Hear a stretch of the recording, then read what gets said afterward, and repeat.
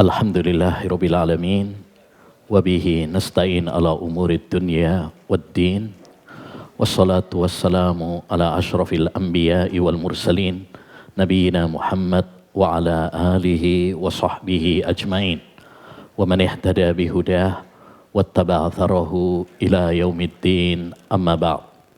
Rabbi israh li sadri wa yassir li amri wahlul 'uqdatam min lisani yafqahu qawli. Allahumma inna nas'aluka ilman nafi'a wa rizqan thayyiba wa amalan mutaqabbala. Gimana kabarnya Bapak-bapak, Ibu-ibu? Masih semangat? Masya Allah, Alhamdulillah. Ya, harus semangat. Ini season terakhir soalnya.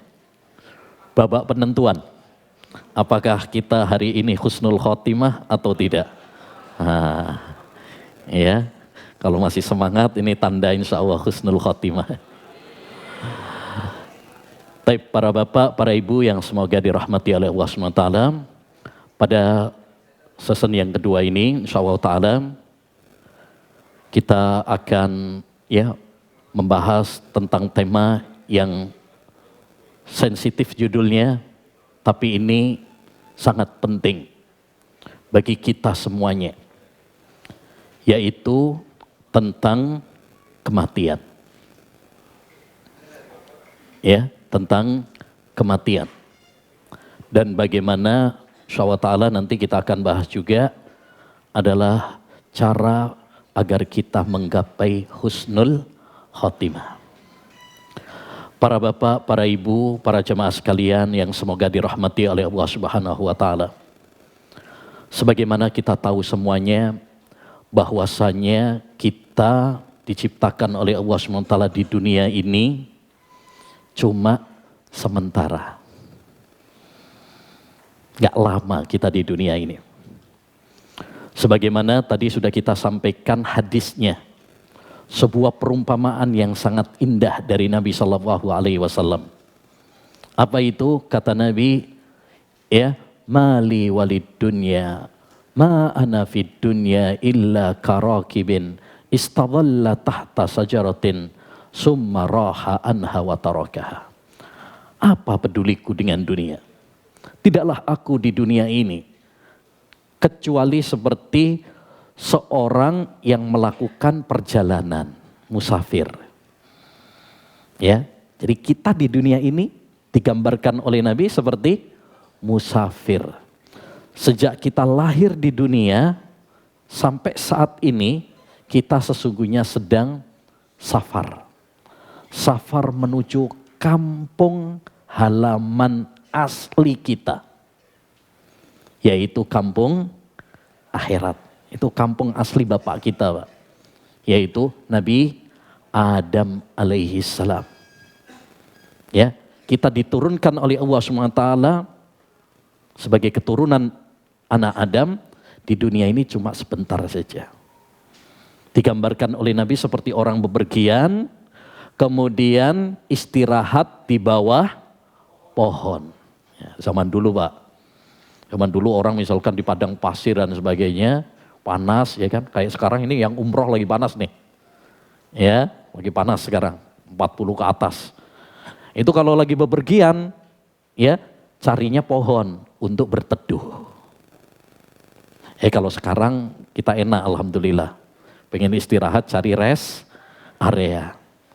Tapi kita di bawah pohon tersebut atau kalau sekarang di rest area, apakah lama? Enggak. Kalau udah selesai kebutuhannya, ya udah.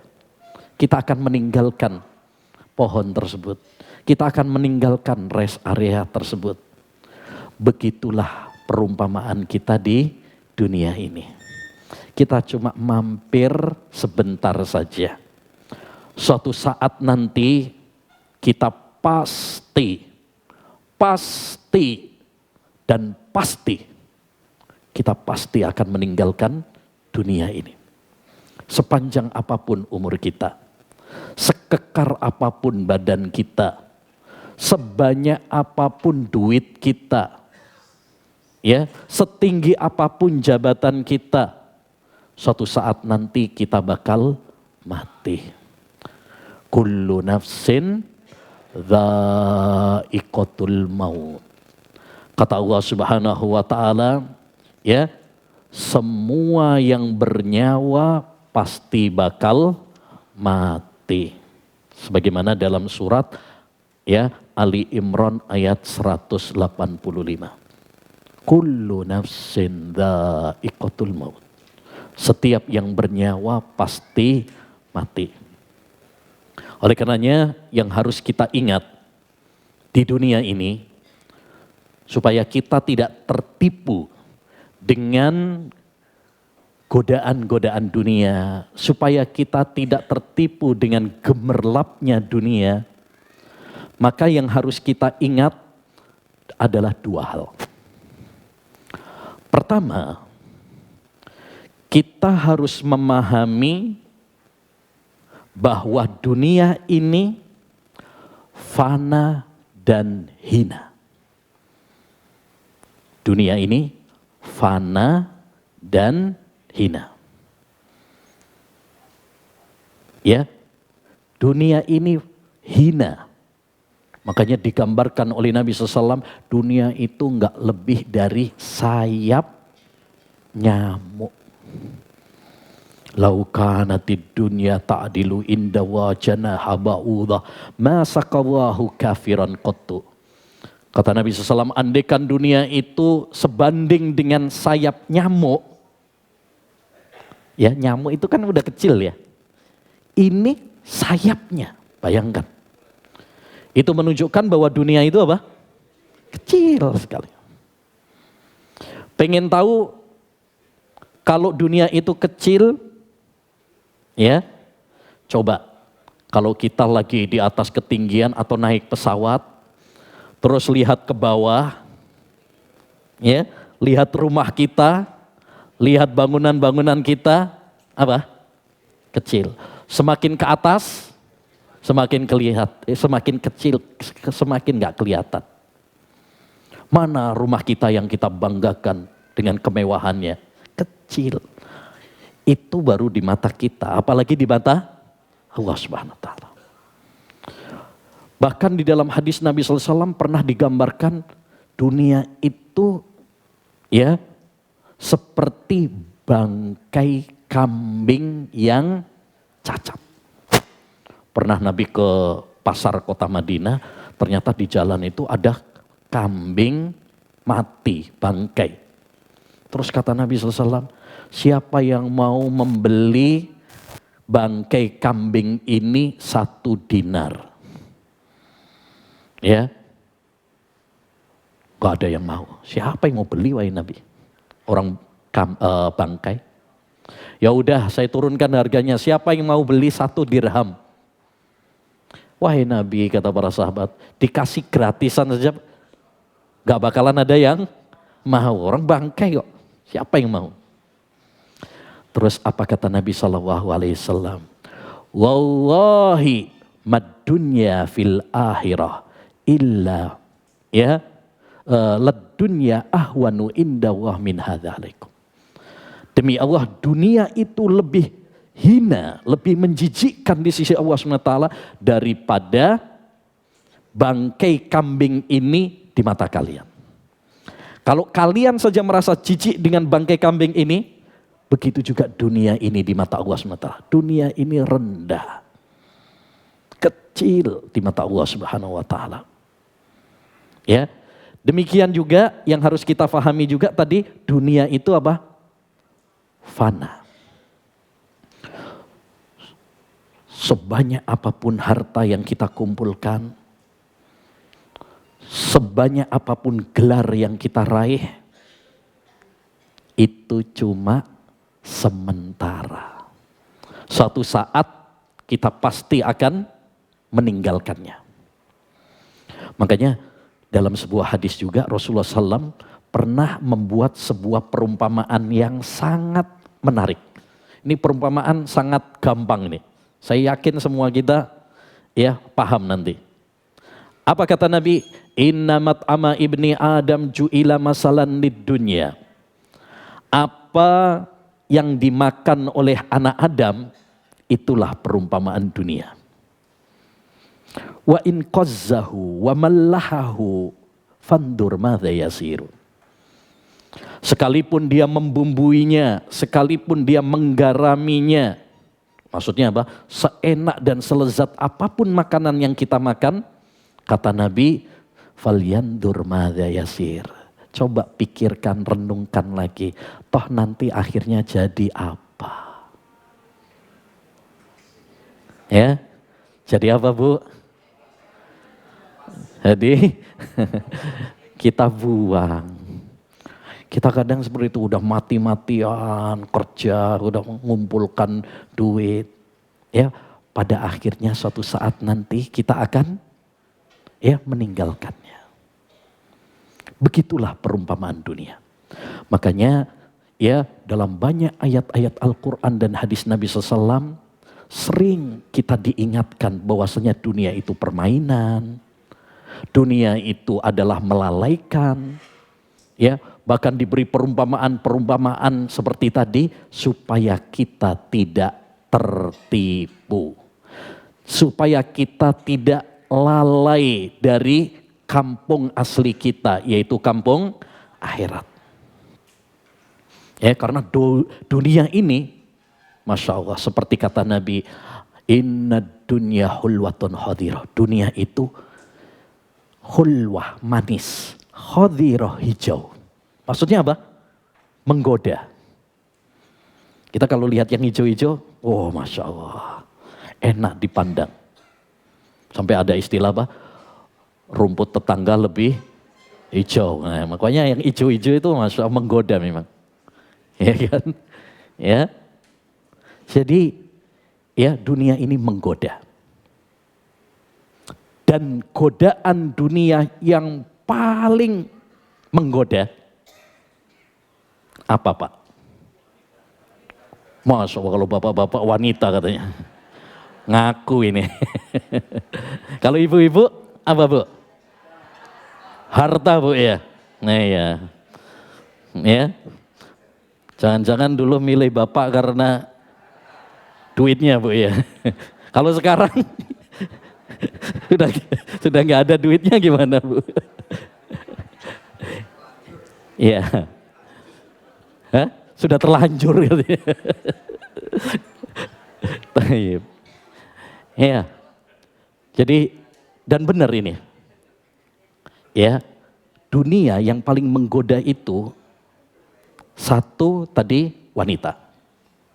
Dan itu sudah disebutkan oleh Nabi sallallahu alaihi wasallam, ma taraktu fitnatan adarra ala ummati min fitnatin nisa'i ala rijal. Tidaklah aku meninggalkan sebuah fitnah, godaan dunia yang lebih berbahaya bagi pria daripada godaan wanita. Ya, betapa banyak orang hancur gara-gara wanita. Ya, karena memang wanita menggoda. Ya, makanya iklan-iklan, lihat aja iklan-iklan, rata-rata yang ditampilkan wanita. Ya. Jarang yang laki-laki, apalagi yang jenggoten gini, nggak laku. Ya. Nah, yang kedua adalah tadi yang kata ibu-ibu harta. Wah ini juga godaan. Dan itu sudah disebutkan oleh Nabi juga. Inna likulli ummatin fitnah wa fitnatu ummatil mal. Setiap umat itu ada godaannya dan godaan umatku, fitnah umatku adalah harta. Banyak orang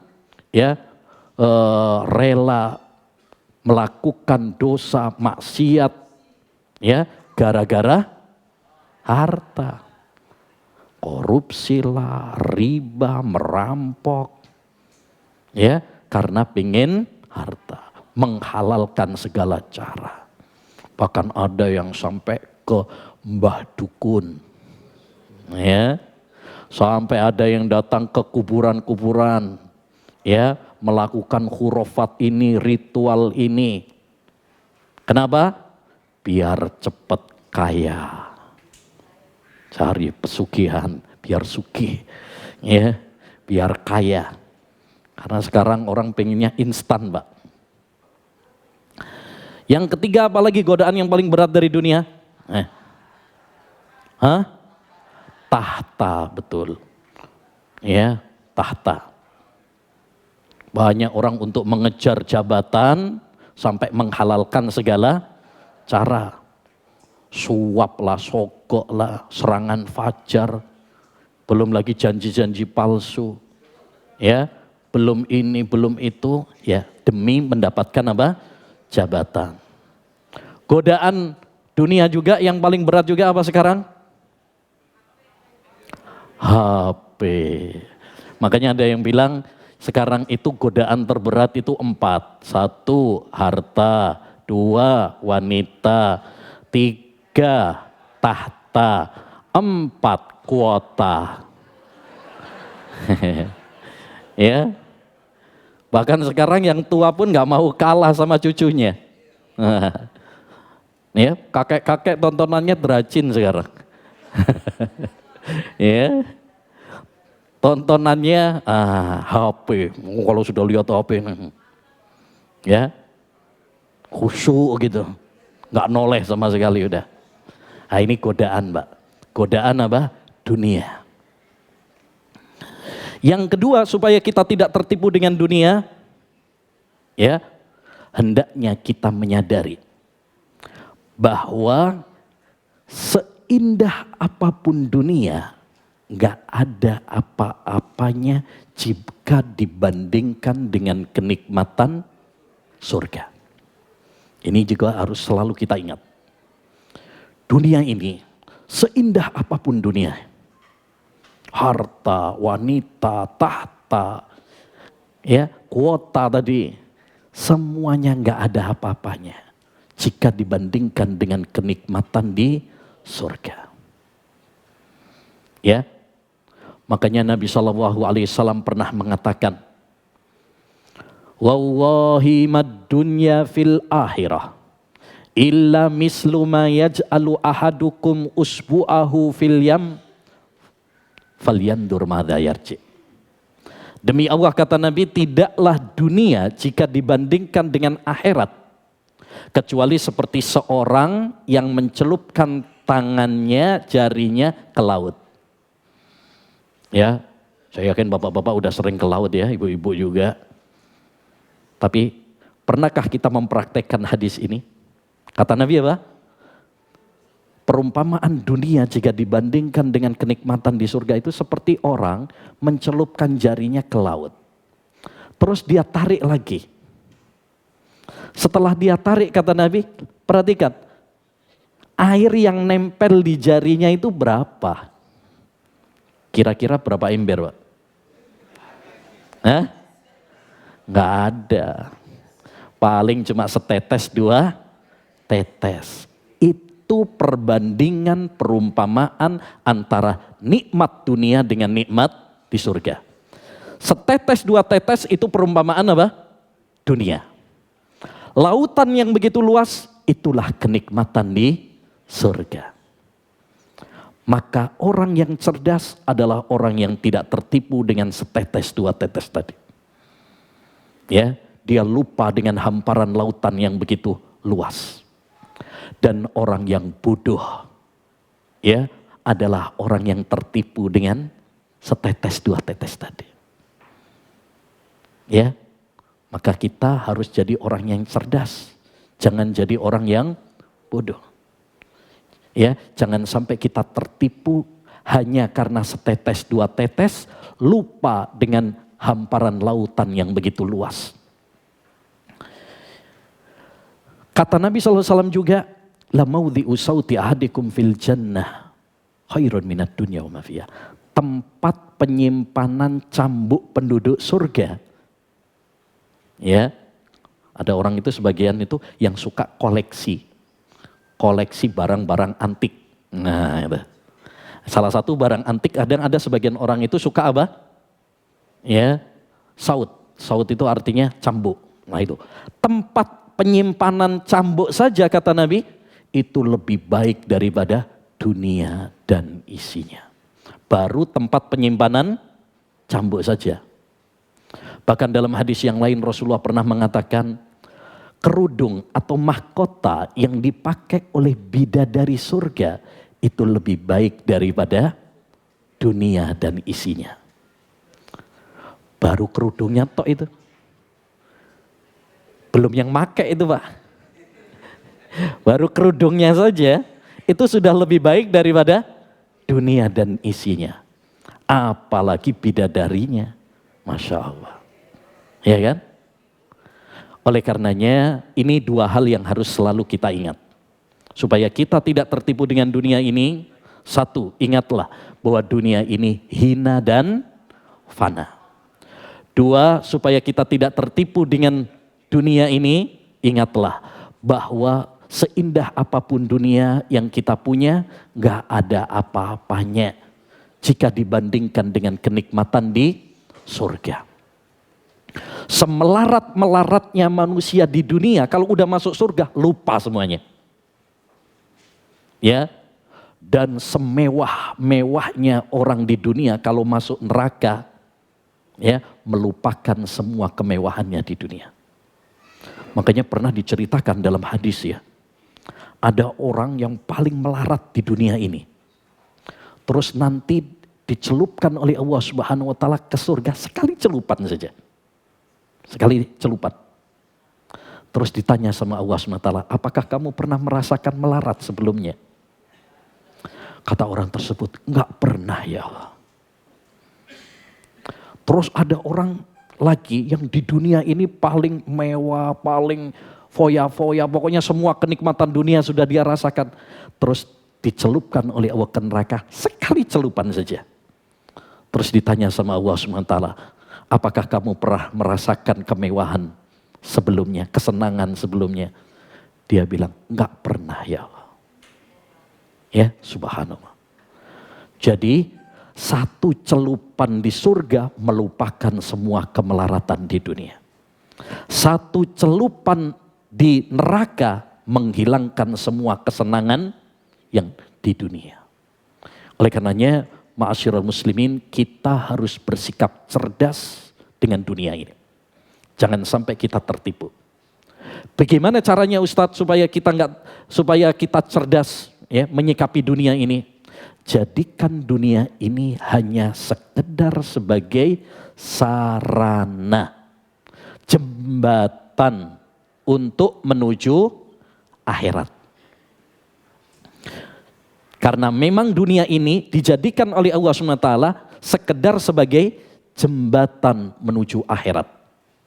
Yang namanya jembatan itu tempat nyebrang, bukan tempat tinggal. Pak, kalau kita misalkan nyebrang jembatan, kita mau tinggal di situ apa cuma lewat saja? Lewat saja. Karena memang jembatan itu untuk nyebrang. Gak ada yang mau tinggal di jembatan. Begitu juga dunia ini. Dunia ini cuma ya sekedar sarana. Ya, yang mengantarkan kita menuju akhirat. Menuju surga. Ya, maka orang yang cerdas adalah orang yang menjadikan dunia ini sekedar sebagai jembatan. Ya, dia tidak meninggalkan jembatan karena kita semuanya butuh. Kita nggak meninggalkan dunia sama sekali. Ada sebagian orang itu udah kita nggak perlu dunia, ya, gembel aja. Nah, zuhud. Nah, ini zuhud yang keliru. Zuhud itu bukan berarti kemudian kita anti kepada dunia sama sekali, nggak mau makan daging, nggak mau pakaian yang bagus, nggak mau mobil, nggak mau ini, bukan seperti itu. Ya, zuhud itu yaitu tatkala kita menjadikan dunia ini hanya sekedar sebagai sarana, jembatan menuju akhirat. Fokus utama kita adalah ya surga. Fokus utama kita adalah akhirat. Makanya ya Allah Subhanahu wa taala berfirman dalam surat Al-Qasas ayat 77. Kata Allah Subhanahu wa taala, "Wabtaghi fima ataqallahu daral akhirah." Carilah ya pada apa yang telah dianugerahkan oleh Allah Subhanahu wa taala kepadamu, kampung akhirat. Ini fokuslah kepada kampung akhirat, beramal solehlah. Tapi wala tansa nasibaka minad dunya. Jangan kamu lupakan bagianmu dari dunia. Ya. Artinya jangan sampai kemudian total meninggalkan dunia, nggak mau kerja. Ya enggak juga. Lihat Nabi Muhammad SAW, beliau fokus utamanya adalah akhirat. Tapi beliau juga apa? Ya, bekerja, beliau juga menikah, beliau juga tidur, beliau juga makan. Jadi kalau ada orang yang total meninggalkan dunia, ya, dengan alasan zuhud, fokus kepada akhirat, nggak mau dunia sama sekali, ini keliru. Ya, tapi jangan dibalik. Ada sebagian orang sekarang fokus utamanya adalah dunia, tapi jangan melalaikan akhirat. Nah itu keliru. Jadi utama dia adalah dunia, akhirnya akhirat cuma sampingan. Sisa-sisa waktu saja. Kita harus balik. Kalau kita ingin menjadi seorang mukmin dan mukminah yang cerdas, kita harus balik konsep tersebut. Fokus utama kita adalah akhirat, ya, dunia sampingan. Ya, bukan fokus utamanya dunia, akhirat, sampingan, bukan. Tapi fokus utama kita, prioritas utama kita adalah akhirat. Ya, makanya ada istilah dunia, ya, di tanganku, akhirat di hatiku. Ya, jadi dunia itu cuma sekedarnya saja. Tapi fokus utama kita adalah akhirat. Kalau kita diberi harta, kita gunakan harta tersebut untuk kebaikan, mengantarkan kita menuju surga. Kita pakai untuk bangun masjid, kita pakai untuk sedekah, kita pakai untuk ya bantu santri, bantu para penuntut ilmu, bantu para fakir, miskin, janda, ya dan lain sebagainya. Pokoknya untuk yang baik-baik. Jangan sampai kemudian dikasih harta tapi malah menjadikan kita lalai dari akhirat. Ya. Ma'asyiral muslimin wal muslimat, para jemaah sekalian yang semoga dirahmati oleh Allah Subhanahu wa taala. Kita semuanya ya seperti yang tadi sudah kita sampaikan, ya, pasti akan meninggalkan dunia ini. Pasti. Entah pria maupun wanita. Entah miskin maupun kaya. Ya. Entah apa lagi? Apapun profesinya. Dokter, ustadz, bahkan presiden sekalipun. Ya, semua kita pasti bakal mati. Kita bisa saja sembuh dari sakit. Kita bisa saja selamat dari bencana. Kita bisa saja terhindar dari kecelakaan. Tapi kita nggak bisa menghindar dari kematian. Kemanapun kita sembunyi, kemanapun kita berlari, pasti malaikat maut akan mencabut nyawa kita. Kata Allah Subhanahu wa taala dalam Al-Qur'an surat An-Nisa ayat 78. Ainama takunu yudrikumul maut walau kuntum fi burujim musyayyada. Dimanapun kalian berada, kematian pasti akan datang kepada kalian. Walaupun kalian sembunyi di benteng yang paling kokoh. Ya, kita nggak ada yang bisa selamat dari kematian, nggak ada. Coba lihat orang-orang sebelum kita yang memiliki kekuasaan, yang memiliki harta yang melimpah, bahkan yang soleh sekalipun, semuanya meninggal dunia. Kalau harta bisa menyelamatkan kita dari kematian, Berarti korun nggak mati, Pak. Paling banyak itu duitnya tuh. Makanya sampai ada istilah harta karun. Ya, saking banyaknya dulu kunci, ya, kunci apa namanya? Ya, kunci perbendaraan emasnya, hartanya saja dipikul sama orang-orang yang kuat. Itu baru kuncinya tuh. Ya. Kalau kekuasaan kerajaan bisa menyelamatkan kita dari kematian, Fir'aun bisa selamat dari kematian, Pak.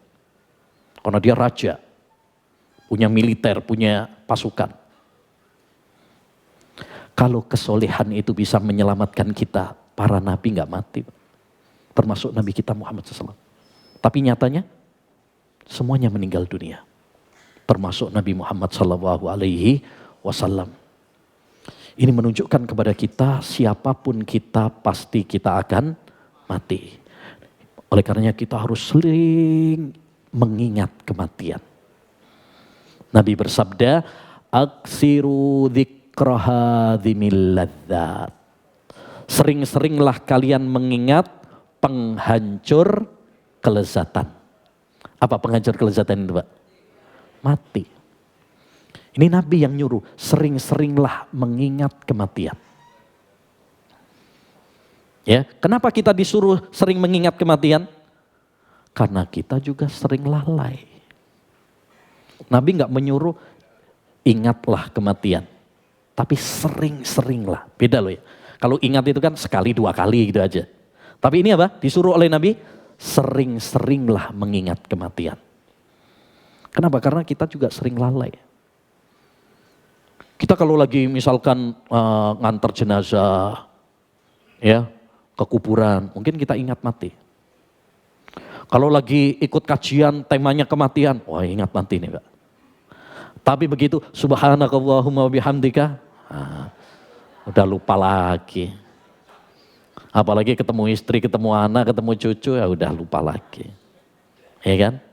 Oleh karenanya kita harus sering-sering mengingat kematian. Baik, kita dengarkan adzan dulu. Baik.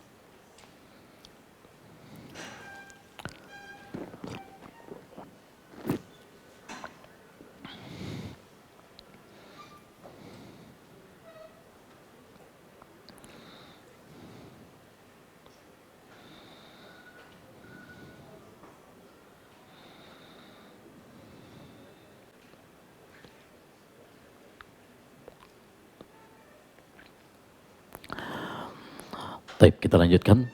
Tadi kita sampaikan hadis Nabi SAW, sering-seringlah kalian mengingat penghancur kelezatan, yaitu mati. Nabi SAW di sini dalam hadis ini bukan cuma menyuruh kita mengingat kematian, tapi menyuruh kita apa? Sering-sering. Ya. Kenapa? Karena kita pun sering lalai, kita sering lupa dengan kematian. Kadang mungkin kita ingat, tapi seringkali juga kita setelah itu apa? Lalai lagi. Maka kita harus sering mengingat kematian.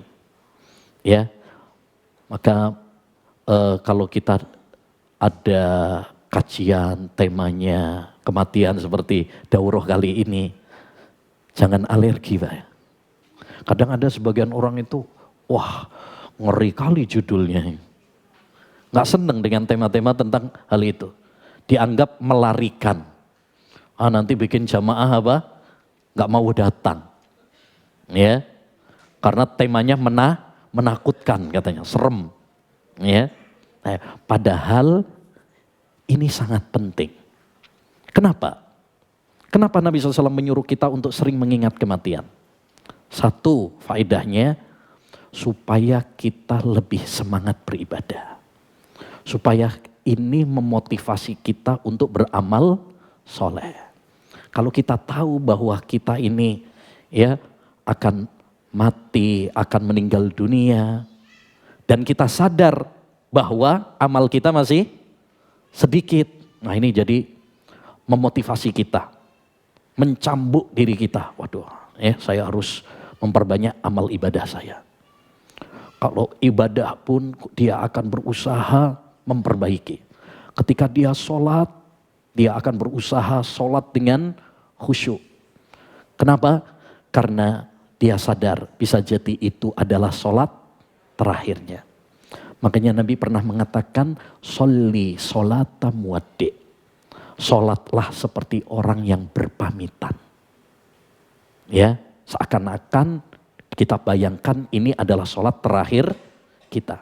Karena kalau kita tahu ini sholat terakhir kita akan berusaha untuk apa? Khusyuk. Karena sudah terakhir nih.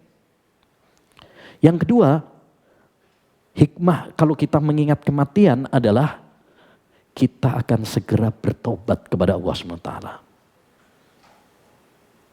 Gak pakai ditunda-tunda lagi. Karena kita gak ada yang tahu kapan Allah SWT mencabut nyawa kita. Ya, di kuburan gak ada tulisannya khusus yang sudah tua. Gak ada. Ya, khusus yang sudah sakit-sakit parah. Gak ada.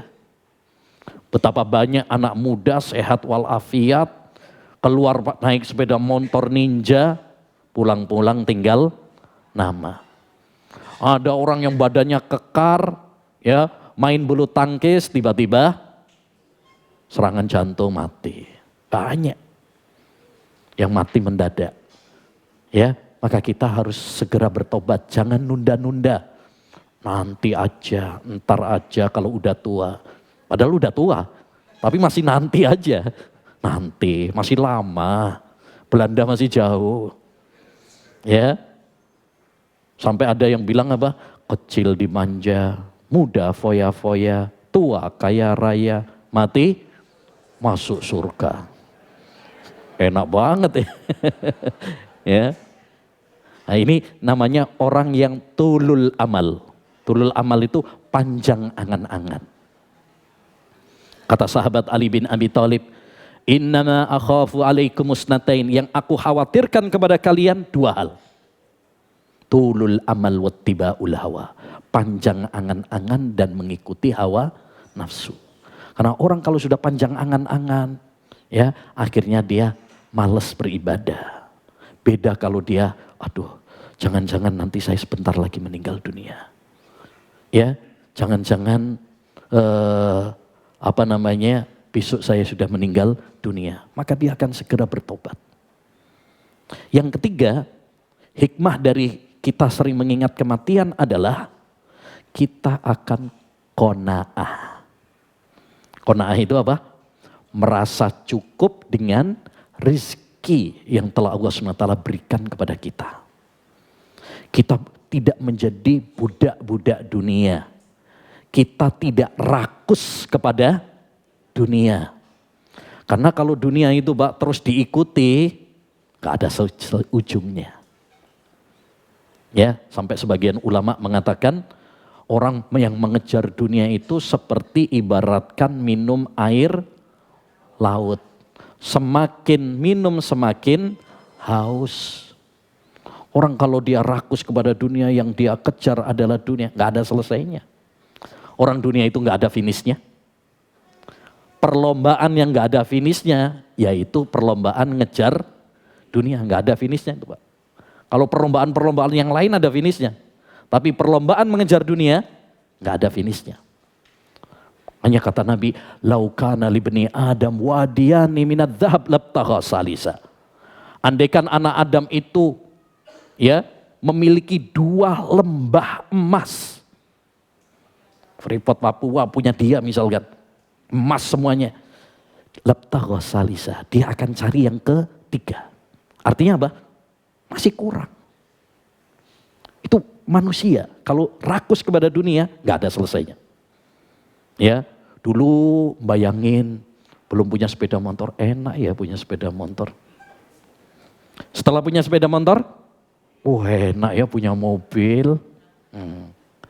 Setelah punya mobil, enak ya punya pabriknya mobil. Ya, artinya nggak ada apa? Nggak ada habis-habisnya, kurang terus Pak. Ya, kurang terus. Oleh karenanya hendaknya bagi kita untuk tadi sering-sering mengingat kematian. Gimana caranya Ustadz kita sering mengingat kematian itu? Apa di kamar ditulisi mati gitu, apa gimana? Ya, Caranya bagaimana mengingat kematian itu? Satu, menghadiri majelis-majelis ilmu. Menghadiri pengajian-pengajian yang bisa mengingatkan kita akhirat. Yang bisa melembutkan hati kita. Yang bisa membuat kita semakin dekat sama Allah SWT. Makanya ya usahakan kita ya kalau ada pengajian, kalau ada ya yang memberikan tausiah yang bisa menambah iman kita, ya kita ikuti, Pak. Kita ikuti. Karena hati kita ini butuh kepada yang mengingatkan kita kepada akhirat. Kita butuh ada yang mengingatkan kita. Ya. Dulu sekelas sahabat Abdullah bin Umar, anaknya Umar bin Khattab, ini sahabat Nabi.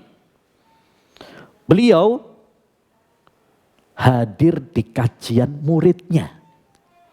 Muridnya padahal. Ya, yaitu Ubaid bin Umair, seorang tabi'in. Jadi kalau secara kelas Abdullah bin Umar tentu lebih tinggi. Dia sahabat, banyak meriwayatkan hadis. Tapi nyatanya dia tetap duduk di pengajiannya murid beliau Ubaid bin Umair. Terus saya melihat, kata rawinya, saya melihat Abdullah bin Umar menangis. Meneteskan air mata. Oleh karenanya cari pengajian-pengajian yang bisa menambah iman kita. Yang bisa mengingatkan kita kepada akhirat. Yang kalau kita hadir di pengajian itu, ini kita akan semakin semangat untuk beribadah. Ya, jangan kajian-kajian yang isinya cuma lawak, ya, atau kajian-kajian yang isinya cuma politik, ya, malah ngompori hati kita, memprovokasi untuk benci kepada negeri atau benci kepada pemerintah. Jangan, Pak. Ya, itu malah jadikan hati kita panas. Ya, hati kita kotor. Ya, makanya hindari ya kajian-kajian yang isinya cuma politik-politik, apalagi provokasi. Ya, bahasnya dari dulu sampai sekarang, ijazah ini palsu apa enggak? Enggak kelar-kelar. Nah, terus apa manfaatnya? Ya, itu apa manfaatnya? Enggak ada manfaatnya buat kita untuk menambah iman. Enggak ada manfaatnya untuk kita semakin semangat beribadah kepada Allah SWT, enggak ada. Jadi cari yang kalau kita hadir di situ itu Masya Allah, hati ini semakin tenang, semakin semangat ibadahnya, ya, semakin lembut hatinya, semakin baik akhlaknya. Nah ini, kita harus selektif juga. Cari pengajian, Mbak. Cari istri aja kita selektif kok. Ya kan? Nah, dari sekian banyak wanita di dunia ini, ternyata yang kita pilih adalah istri kita. Berarti kan kita selektif. Ya kan? Cari teman aja kita harus selektif. Kita kalau mau ngobatkan anak kita atau cucu kita, apa kita sembarangan dokter? Apakah sembarangan rumah sakit? Enggak. Apalagi cari pengajian. Harus cari yang benar. Yang mengajarkan Quran, mengajarkan hadis, yang bisa menambah iman kita. Yang kedua, ya supaya kita ingat akhirat itu, ya ingat kematian, caranya adalah dengan baca Al-Quran. Baca Al-Quran. Sering-sering baca Al-Quran. Ya, kenapa? Karena Al-Quran itu isinya banyak membahas tentang akhirat apa dunia? Akhirat. Kita kalau baca Al-Quran itu isinya tentang surga, tentang neraka, tentang kiamat, tentang bagaimana kita mempersiapkan bekal akhirat kita. Disuruh untuk sholat, puasa, baca Quran, sodako. Ya, kita dilarang dari maksiat kepada Allah SWT, dari zina, dari mencuri, dari membunuh, dari minum khamr. Untuk menyelamatkan akhirat kita nanti. Itu isinya Al-Quran. Tentang akhirat, bukan tentang dunia. Ya.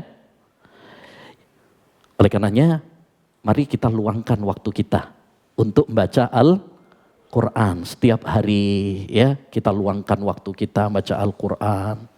Ya. Jadikan kesibukan kita untuk membaca Al-Quran. Apalagi kalau pakai terjemahannya. Wah, itu luar biasa, Pak. Yang ketiga, cara untuk mengingat kematian juga dengan ziarah kubur. Atau mengantarkan jenazah. Itu juga bisa mensolatinya, mengantarkannya, menziarahi kubur. Nah, itu dianjurkan.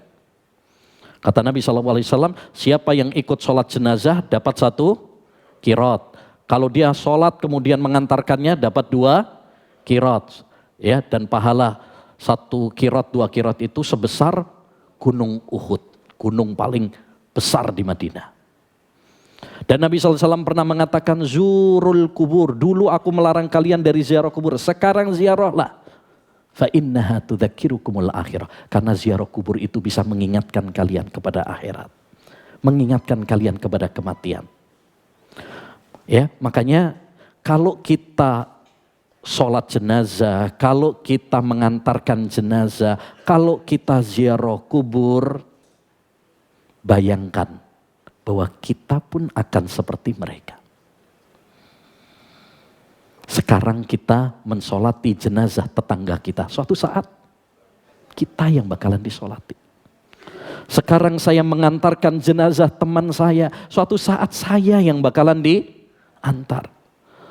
Sekarang saya ziarah ke kuburan orang tua saya. Suatu saat nanti kita yang bakalan diziarahi oleh anak-anak kita.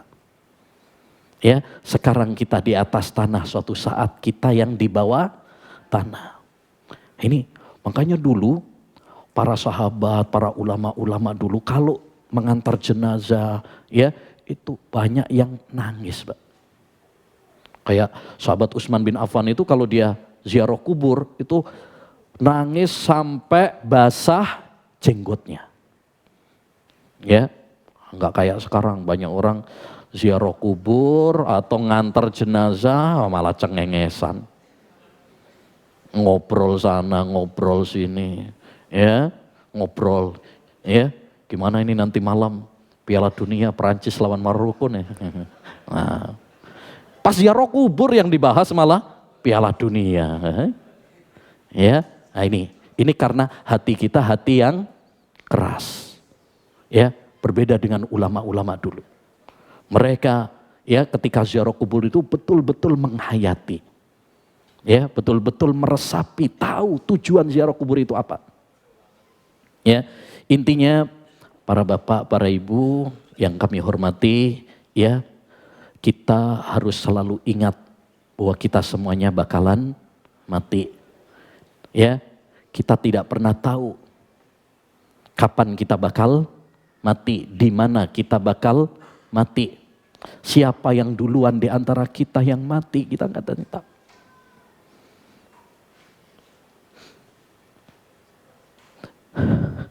Bisa jadi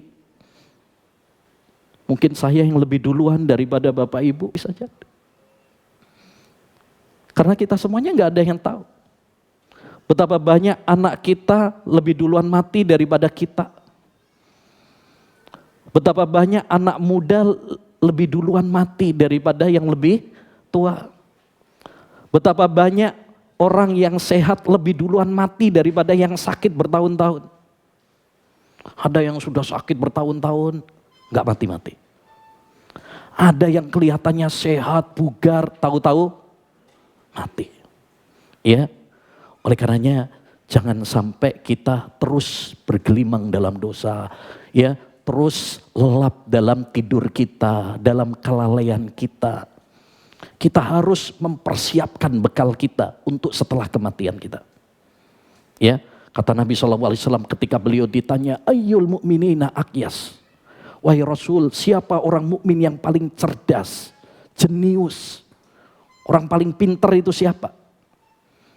Nabi nggak menjawab yang paling jenius, yang paling pintar itu, yang gelarnya profesor, doktor, yang sekolahnya tinggi, S1, S2, S3, S-teler.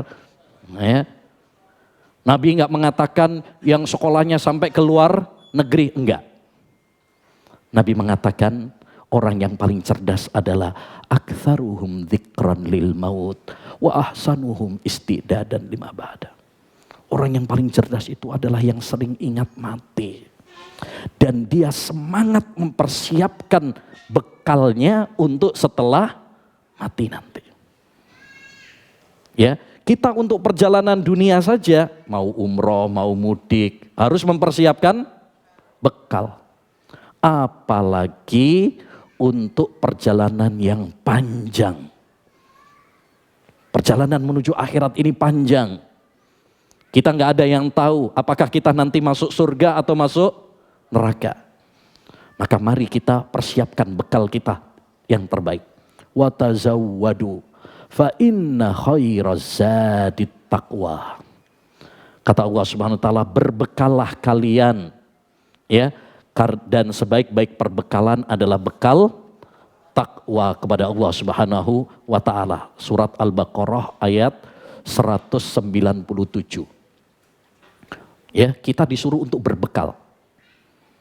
Tapi bukan bekal HP, bukan bekal makanan, bukan bekal ya barang-barang dunia, bukan. Tapi sebaik-baik perbekalan adalah takwa. Apa itu takwa? Takwa artinya melaksanakan perintah-perintah Allah dan menjauhi larangan-larangan Allah SWT dengan ikhlas dan sesuai dengan tuntunan Rasulullah SAW. Itu definisi takwa yang paling bagus. Melaksanakan semua perintah-perintah Allah, terutama yang wajib. Sholat 5 waktu, puasa Ramadan, ya, mendidik anak, atau kalau istri misalkan taat kepada suami. Nah, itu takwa kepada Allah SWT, melaksanakan perintah-perintahnya. Dan menjauhi larangan-larangannya. Ya, seperti misalkan apa larangan Allah SWT, syirik, ya, larangan Allah SWT, dosa-dosa besar seperti bunuh, zina, minum khamr, makan babi, kita tinggalkan. Ya, kita tinggalkan. Dan yang paling penting dalam takwa itu prakteknya, bukan cuma sekedar teori. Kalau teori gampang, Mbak. Ya, tiap Jumatan kita dengar khotib, saya berwasiat kepada diri saya pribadi dan kepada para jamaah sekalian untuk bertakwa. Kalau cuma sekedar teori, masjid banyak masjid namanya masjid takwa. Majelis taklim takwa. Baju takwa. Bahkan di Jawa Timur, Kediri itu ada tahu takwa. Nah, ada tahu takwa. Tapi cuma sekedar nama. Yang paling penting itu bukan cuma sekedar teori. Tapi yang paling penting adalah bagaimana prakteknya. Ya, nah, apa yang perlu kita persiapkan dari bekal akhirat ini? Nah, ini penting supaya kita nanti husnul khotimah. Ya, karena ini menentukan nasib kita. Innamal a'malu bil khawatim. Sungguhnya setiap amalan itu tergantung kepada akhir. Ya, kepada penutupnya. Mungkin ada seorang dulu dia bergelimang dengan dosa. Ya, tapi kalau dia akhirnya baik, yang jadi penilaian itu adalah akhir. Di mana-mana yang namanya penilaian itu akhir, Pak, bukan awal. Coba perlombaan.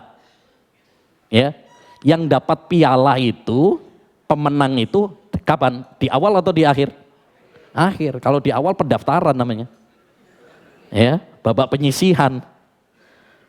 Ya. Nah, tapi yang paling menentukan itu akhir.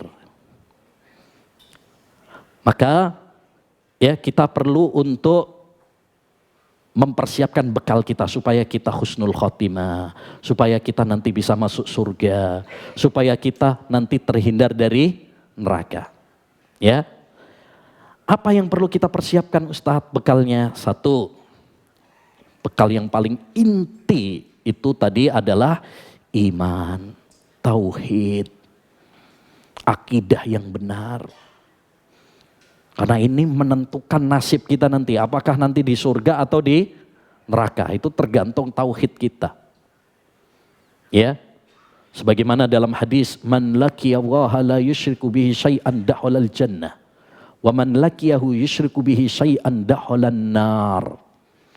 Siapa yang meninggal dunia dalam keadaan berbuat syirik, dalam keadaan dia bertauhid, yakni beribadah hanya kepada Allah saja, dia akan masuk surga. Tapi kalau dia meninggal dunia dalam keadaan berbuat syirik, dia bakal masuk neraka. Naudzubillah min dzalik. Oleh karenanya, ya, mari kita jaga tauhid kita. Jangan pernah merasa aman, udah aman, ya, nggak bakalan terjatuh dalam syirik. Jangan, Pak. Kita nggak tahu, hati manusia itu berubah-ubah.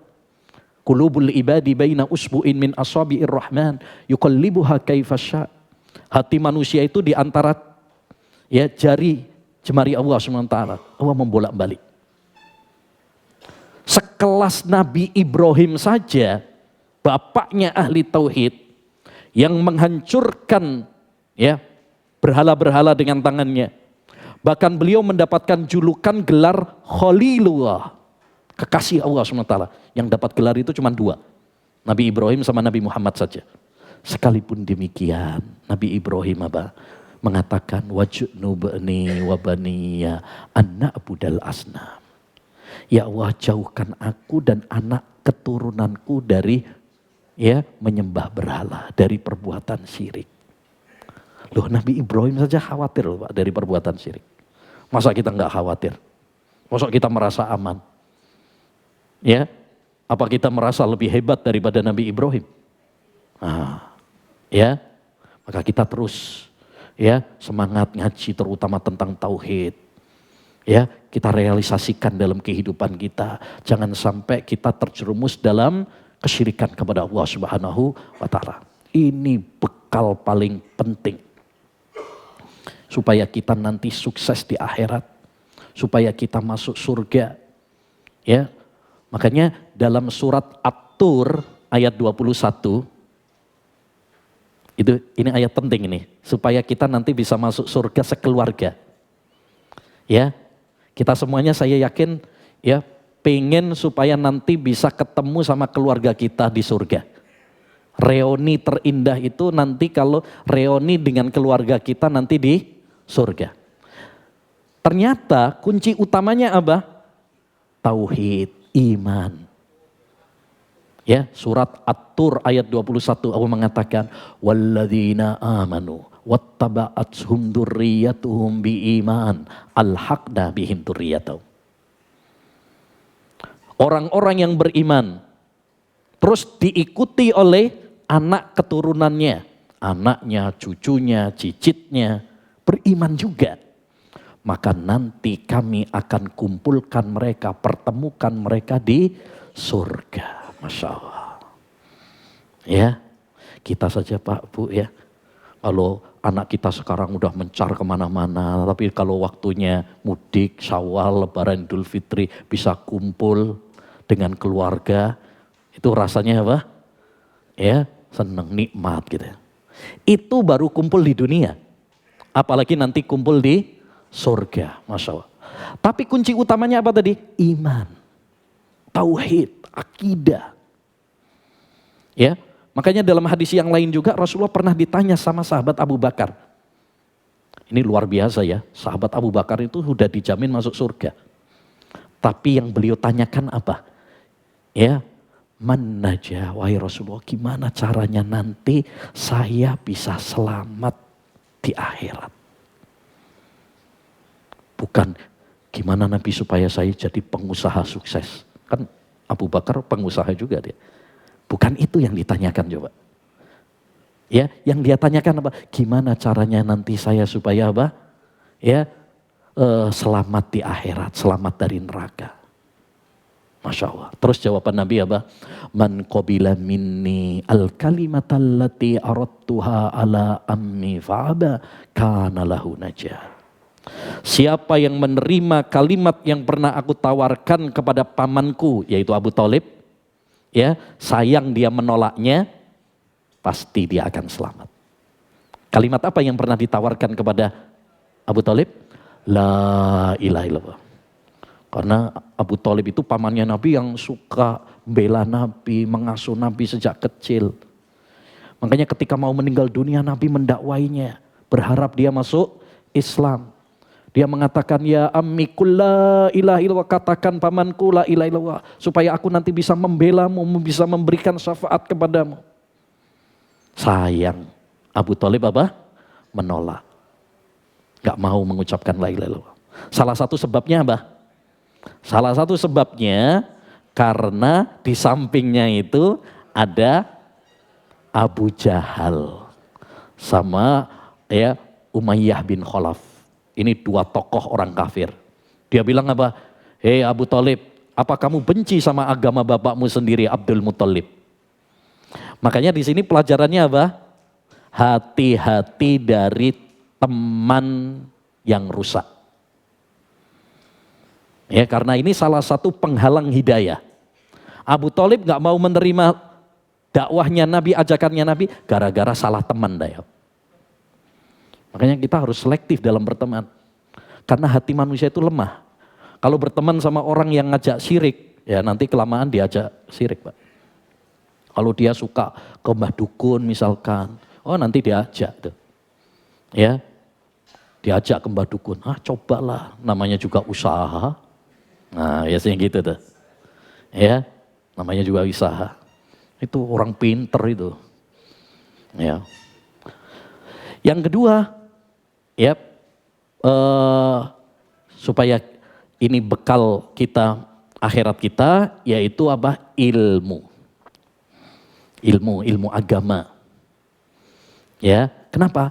Karena kita kalau kalau punya ilmu, kita jadi tahu mana yang benar, mana yang salah, mana yang halal, mana yang haram. Mana tauhid, mana syirik, mana sunnah, mana bid'ah, mana rute yang mengantarkan kita ke surga, mana rute yang mengantarkan kita ke neraka. Itu adalah dengan ilmu. Makanya menarik, di antara doa yang diajarkan oleh Nabi, ini doa penting. Nabi setiap hari berdoa dengan doa ini. Apa kata Nabi? Allahumma inni as'aluka ilman nafi'a. Ya wa aku minta kepadamu ilmu yang bermanfaat. Yang diminta oleh Nabi ilmu dulu. Baru yang kedua, warizqon thayyibah, rizki yang halal. Terus yang ketiga, wa amalan mutaqabbalah, amal yang diterima. Amal yang diterima itu yang bagaimana Pak? Yang ikhlas dan sesuai tuntunan Rasulullah. Coba mari kita perhatikan. Nabi di sini minta 3 hal. Ilmu yang bermanfaat, rizki yang halal, amal yang diterima. Tapi dari 3 permintaan ini yang pertama kali ilmu dulu. Kenapa kok ilmu dulu yang diminta? Nah kata para ulama, karena kita nggak mungkin bisa membedakan ini rizki halal atau haram kecuali dengan ilmu. Kita nggak mungkin bisa membedakan mana ini amalan yang sesuai dengan sunnah yang diterima dan mana yang tidak sesuai sunnah yang tertolak kecuali kalau kita punya ilmu. Kalau nggak punya ilmu nggak bisa kita bedakan. Disinilah pentingnya kita terus belajar. Ngaji ilmu agama. Ya, dan ngaji ilmu agama itu seperti tadi sudah kita sampaikan di awal ya. Nggak ada batasnya. Sampai kita mati. Kata Imam Ahmad, ma'al mahbarah ilal makbarah. Bersama tinta sampai ke liang kubur. Artinya kita terus belajar ilmu agama sampai kita meninggal dunia. Selama kita masih bernafas, ya kita harus berusaha untuk terus ya menambah ilmu kita. Alhamdulillah sekarang ini, masya Allah sarana untuk belajar ilmu agama mudah. Ya, kalau kita nggak bisa misalkan ke masjid pengajian, masya Allah sekarang gampang. Ada radio, ada TV sunnah sekarang, ada live-nya, rekamannya. Ya mungkin kalau kita nggak bisa karena sibuk atau karena kesehatan, tetap masih bisa di rumah dengarkan. Ya, daripada rumah kita isinya joget-joget misalkan, dangdutan, daripada rumah kita malah ya banyak kemungkarannya, banyak dosanya, mending diganti dengan yang bermanfaat. Nah, sekarang banyak kok. Ya. Banyak ya TV-TV sunnah, radio-radio sunnah ya sambil ngopi, sambil makan gorengan ya Pak ya, enak, nyantai. Yang ketiga, bekal yang perlu kita persiapkan adalah amal ibadah, amal soleh. Kalau ilmu itu teori, kalau amal ibadah praktek.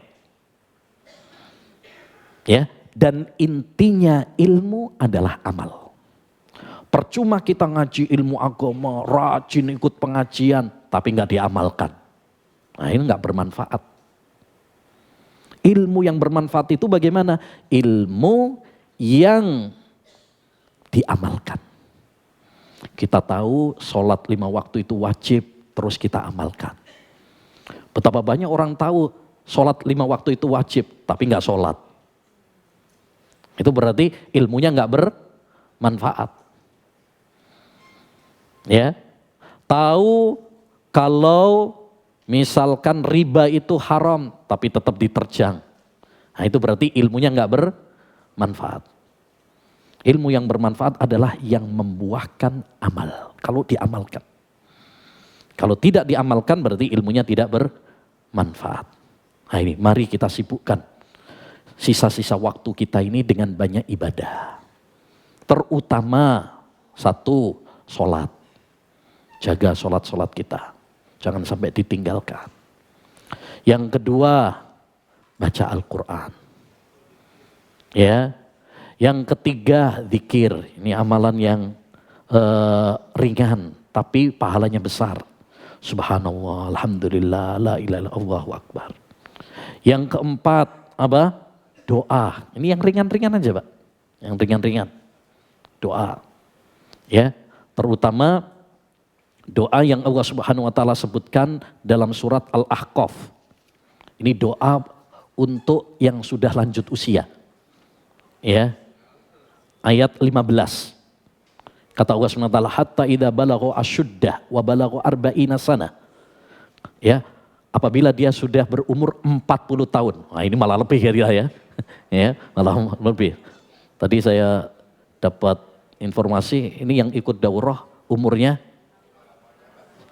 syaratnya 58 ya. Minimal 58 ke atas. Ya. Kalau belum berarti belum cukup umur berarti. Enggak boleh ikut. Ya. Baik, kata Allah Subhanahu wa taala, kalau dia sudah berumur 40 tahun, qala rabbi auzi'ni an ashkura ni'mataka allati an'amta alai. Ya Allah, ya, jadikan aku mensyukuri nikmat-nikmat yang telah Engkau berikan kepada kita. Ini sudah banyak dapat nikmat nih, Pak. Sudah banyak kesempatan. Ya, yang Engkau berikan kepadaku wa ala walidayya dan kepada kedua orang tuaku.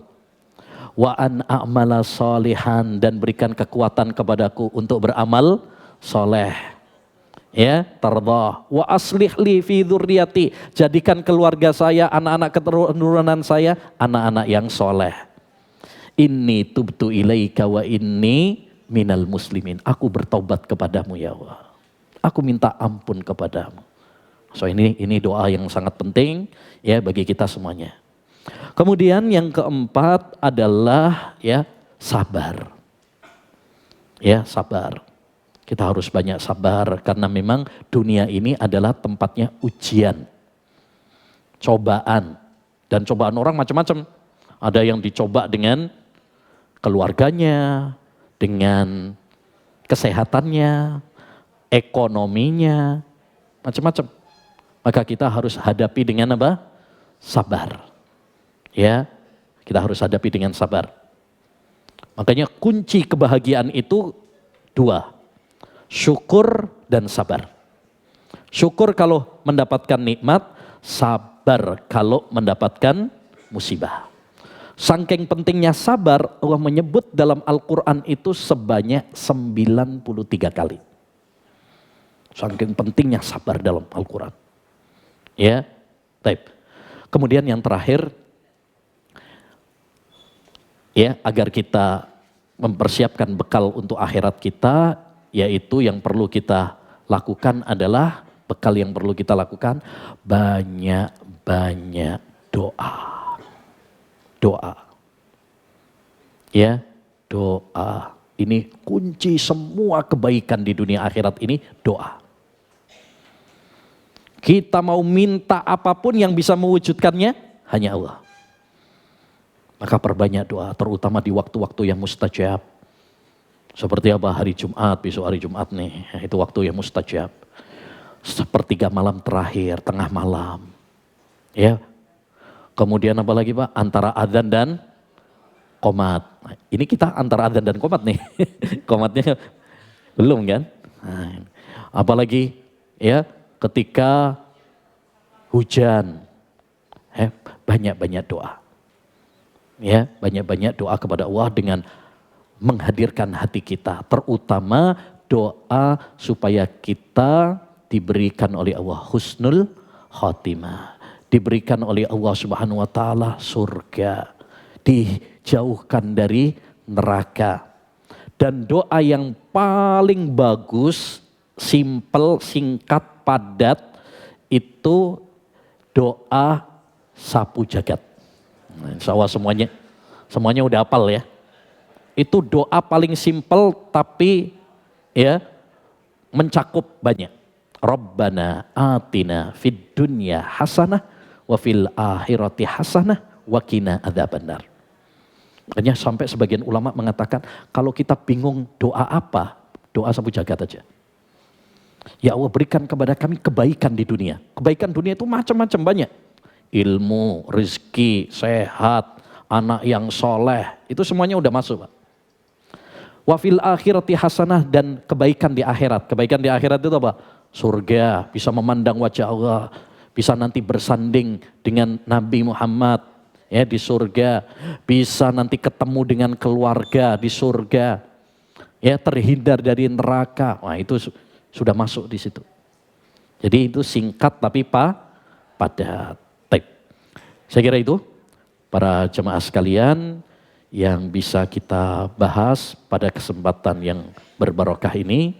Mudah-mudahan apa yang telah kita bahas ini menjadi ilmu yang bermanfaat bagi kita semuanya. Amin ya rabbal alamin.